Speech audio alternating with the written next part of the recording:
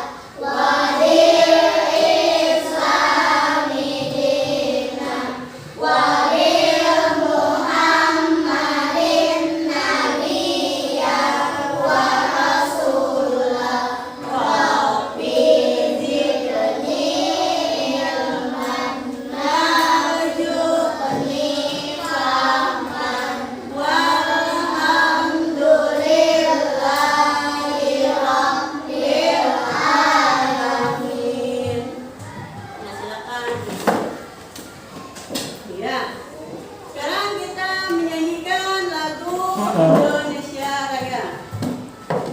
Silakan semuanya berdiri menyanyikan lagu Indonesia Raya dalam belajar Pancasila.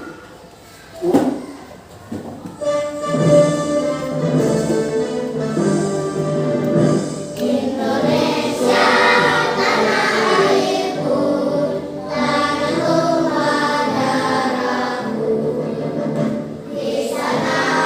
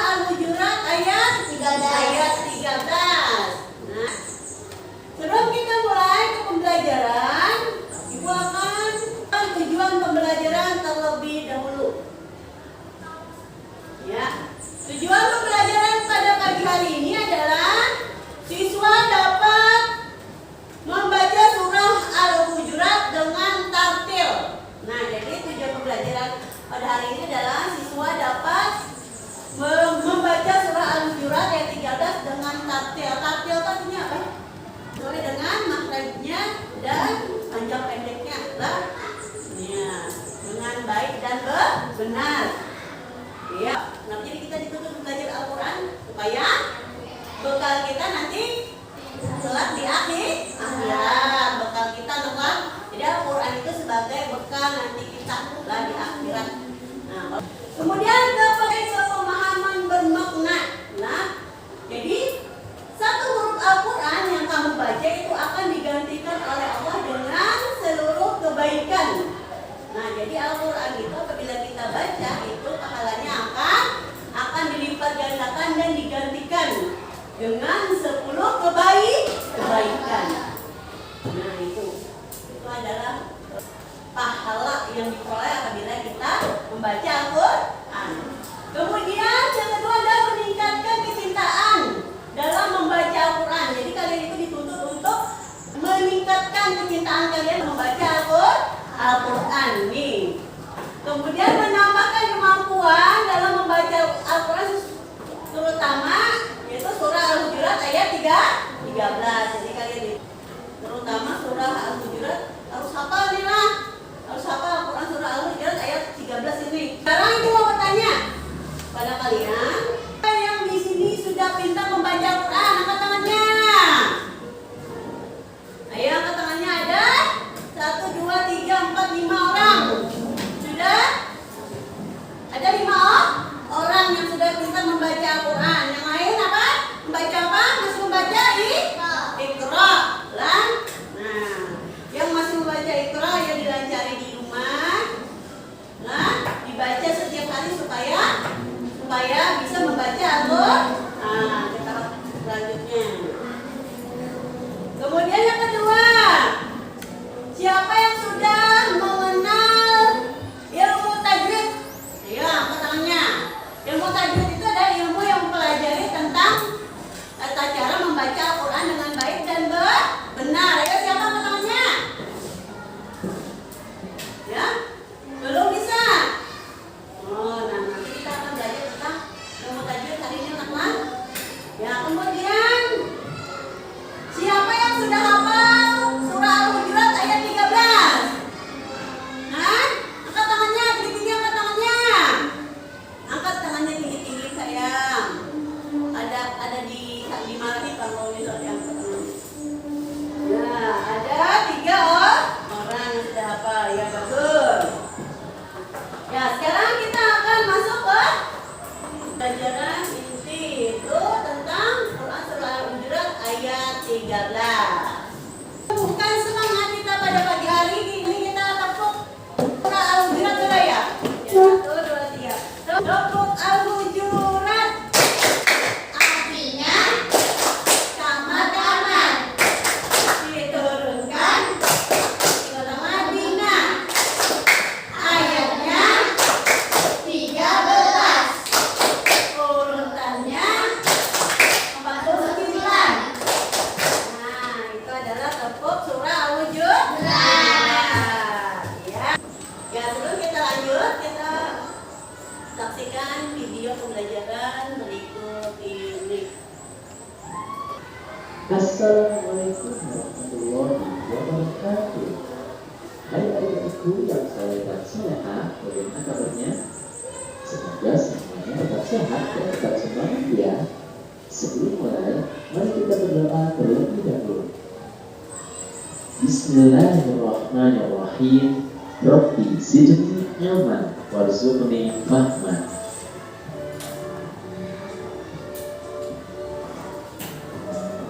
Adik-adik, dalam video kali ini kita akan mempelajari tentang membaca Quran surat Al-Hujurat ayat 13. Setelah mempelajari materi ini, diharapkan kalian mampu membaca Quran surat Al-Hujurat ayat 13 dengan tartil.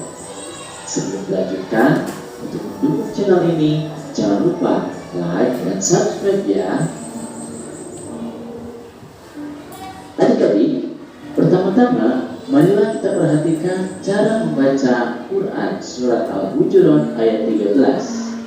Perhatikanlah bacaan berikut untuk berlatih membacanya ya. Mari kita awali dengan membaca isti'adzah dan basmalah terlebih dahulu. A'udzu billahi minasy syaithanir rajim. Bismillahirrahmanirrahim. Ya ayyuhan nasu inna khalaqnakum min dzakarin wa unsa wa ja'alnakum syu'uban wa qabaila lita'arafu. Inna akramakum indallahi atqakum. Inna Allaha alimun khabir.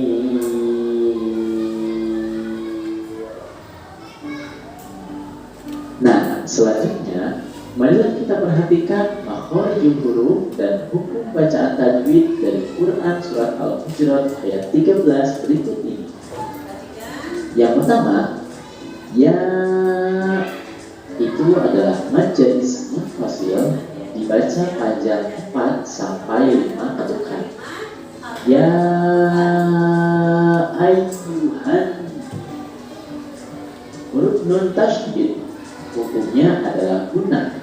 Di situ kita harus membacanya mendengung 2 harokat. Ayyuhan. Nah, itu adalah mad tabi'i, dibaca panjang 2 ketukan. Nasu. In itu merupakan gunnah, jadi harus dibaca mendengung 2 harokat. In. Nah, itu juga adalah mad tabi'i, dibaca panjang 2 ketukan. Kholaqo, of sukun, hukumnya adalah kholaqo. Artinya kita harus membacanya dengan 5 ketukan. Kholaqo. Nah, itu adalah mad tabi'i, dibaca panjang 2 ketukan. Selanjutnya, di situ ada mim sukun bertemu dengan mim, dibacanya harus gunnah, artinya mendengung 2 harokat. Mim. Selanjutnya mim sukun bertemu dengan dal, dibacanya juga harus gunnah, dibaca mendengung 2 harokat.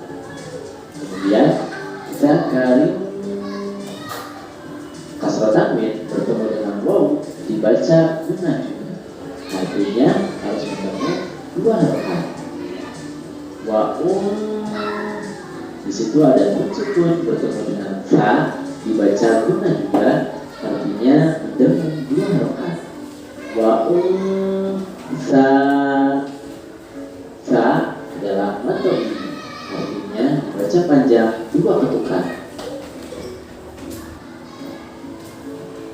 Selanjutnya waja'alna, na adalah mad tabi'i, dibaca panjang 2 ketukan. Kemudian kusyu'u, juga adalah mad tabi'i, artinya dibaca panjang 2 ketukan. Selanjutnya syu'ubah. Nah, kata tanwin bertemu dengan waw, dibaca gunnah, artinya harus mendengung 2 harokat. Syu'ubah wa qabaila.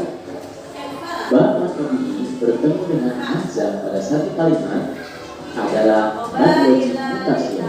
Di situ harus dibaca panjang 4 sampai 5 ketukan. Selanjutnya ila lita'a, adalah mad tabi'i, dibaca panjang 2 ketukan. Lita'a wafu juga adalah mad tabi'i, dibaca panjang 2 ketukan. Selanjutnya inna, nun tasydid adalah gunnah, artinya dibaca mendengung 2 harokat. Inna akramakum inda, nun sukun bertemu dal juga harus dibaca gunnah, artinya dibaca mendengung 2 harokat. Indallahi, indallahi itu adalah mad tabi'i, artinya dibaca panjang dua ketukan. O juga adalah mad tabi'i, dibaca panjang dua ketukan. Inna nun tasydid dibaca guna, artinya dibaca dengan dua harokat. Innallaha, Allah itu dibaca mad tabi'i, artinya dibaca panjang dua ketukan. Innallaha li adalah mad tabi'i, dibaca panjang dua ketukan. Alimun khabir mad alif istiqlal disebut oleh bi yang asalnya mad tabi'i bertemu dengan ro yang disukunkan menjadi mad alif istiqlal. Situ dibaca panjang 6 ketukan. Khabir.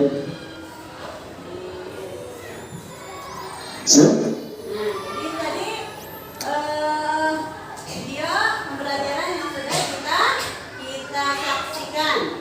Ya. Sekarang kita baca sama-sama Quran surah Al-Hujurat ayat 13. Ya, kita baca sama-sama.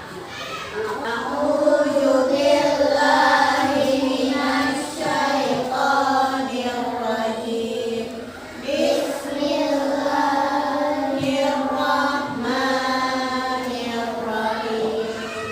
Ya ayyuhan nasu inna khalaqnakum min dzakarin wa unsa wa ja'alnakum syu'uban wa qabaila lita'arafu. Inna akramakum indallahi atqakum. Innallaha alimun khabir. Sadaqallahul azim. Surah Hujurat ini, siapa yang tahu surah Hujurat ini bercerita tentang apa? Tentang itu artinya apa?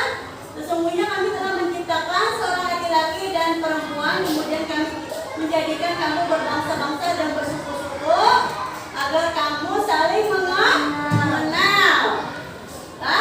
Sesungguhnya yang paling mulia di sisi Allah itu adalah orang-orang yang paling bertakwa. Sesungguhnya Allah Maha mengetahui lagi Maha teliti. Nah, jadi itu bercerita tentang apa? Tentang manusia diciptakan Allah berbangsa-bangsa dan bersuku-suku. Suku itu tadi sudah supaya apa? Agar tujuannya supaya kita saling mengenal satu sama lain. Jadi kita manusia, laki-laki, perempuan, ada yang dari suku Jawa, ada yang dari suku Banjar, ya, ada yang dari suku Bugis. Ya kan? Nah, itu tujuannya adalah agar kita saling kenal mengenal. Tuh. Nah, jadi itu adalah isi dari Quran surah Al-Hujurat ayat 13. Ya. Siapa yang di sini yang sudah hafal Quran surah Al-Hujurat ayat 13? Ayo, siapa yang mewakilkan? Hah? Tasya? Silakan dibaca Tasya. Dia berdiri dulu.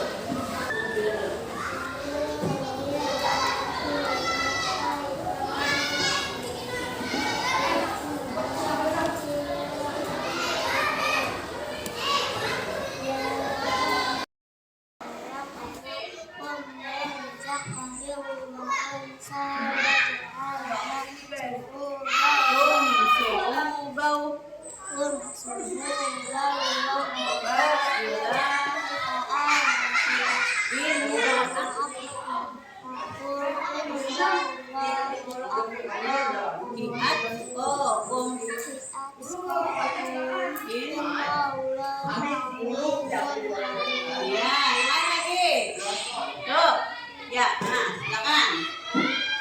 Kita dari kelompok sebelah sana, ayo. Yes.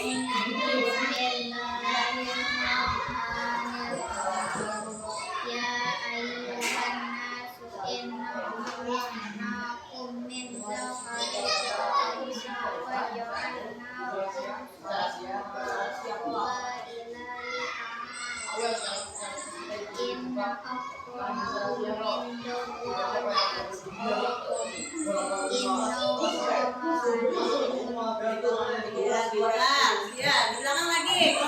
silakan dibacakan oleh Tiara. Ya.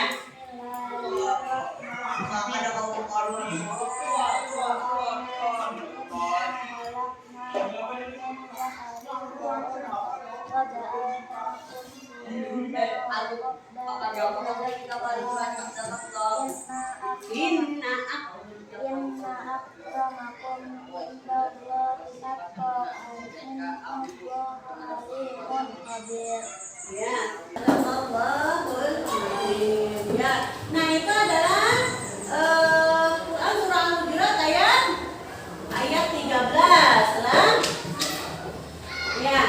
Sekarang hari ini kita akan memberikan kelompok 1, 2, 3 dan 4. Ada 4 kelompok di sini.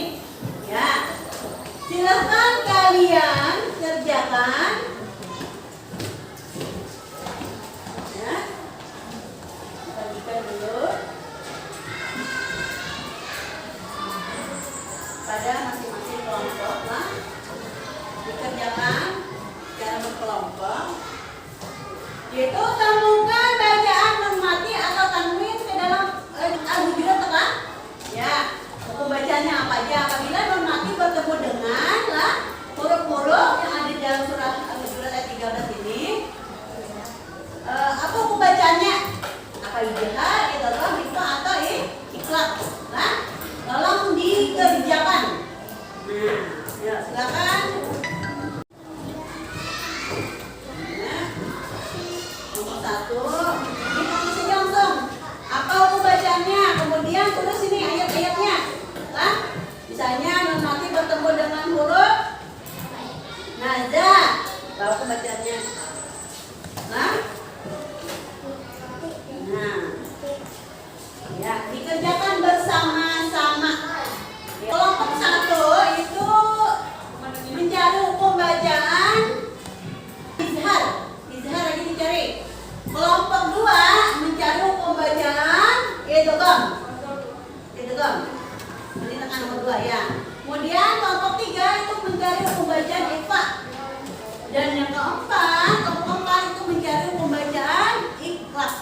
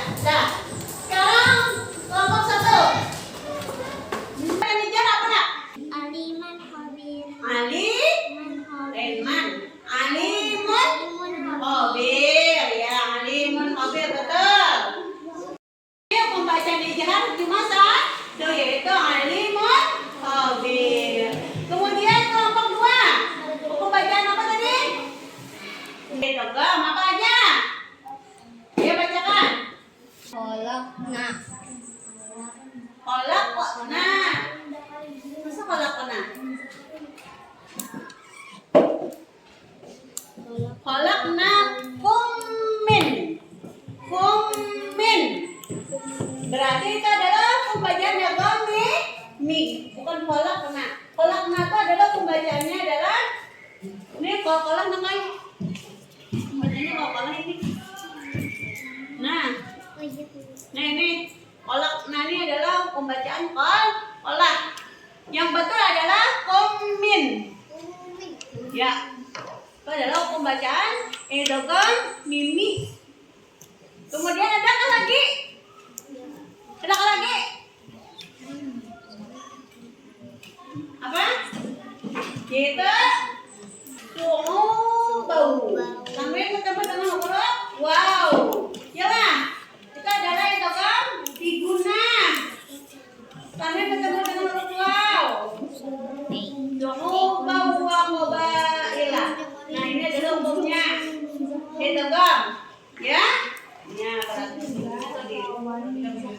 kemudian nomor 3. Tadi disuruh mencari pembacaan Eva ya.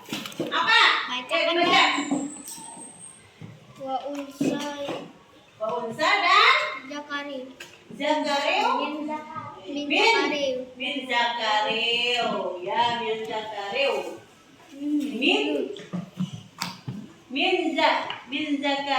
Min Zakarin nih ya betul nanti bertemu huruf zai ifa ini kayak bacanya kemudian unsa mana unsa nih nanti ketemu unsa ya betul kemudian yang terakhir hukum bacaan kolak nah ya betul nanti bertemu dengan huruf kok tuh kokol apa namanya kalau di tengah-tengah namanya huruf kokol apa subra atau kubra